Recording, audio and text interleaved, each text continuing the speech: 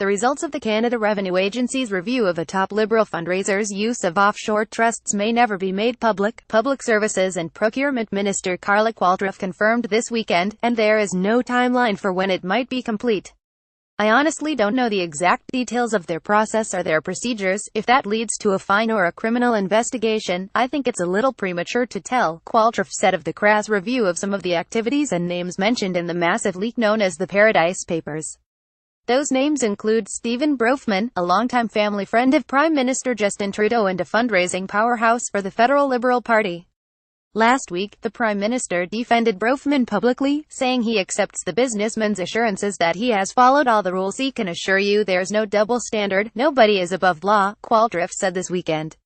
Wherever these investigations lead, the CRA will follow. She confirmed that a number of individuals are being looked at, and the CRA is vigorously pursuing leads provided by the leak.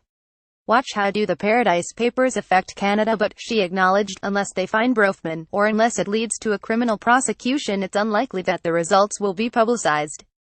Qualtrough appeared on the West Block to address questions about the Paradise Papers leak and the federal government's response. Global News had requested an interview with Finance Minister Bill Morneau or National Revenue Minister Diane LeBouthelier, but neither was available.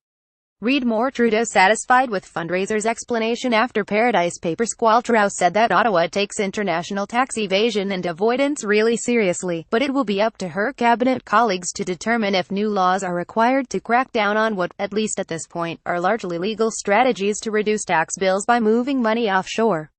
It's estimated that government coffers are deprived of between $6 to $8 billion in tax revenue each year as a result. Qualtrough said that, in the last year, the CRA has moved over 600 cases toward a criminal investigation, closed over 220 audits, executed hundreds of search warrants and logged over 100 criminal prosecutions. A total of $44 million in fines have also been handed out to people who help others move their money around in ways that illegally avoid the tax man, she added. I can assure you that I have every confidence in the CRA that they are conducting independent investigations, both proactively and reactively. With regard to the Paradise Papers, watch the interview with Public Services and Procurement Minister Carla Qualtrough above. Copyright 2017 Global News, a division of Chorus Entertainment Inc.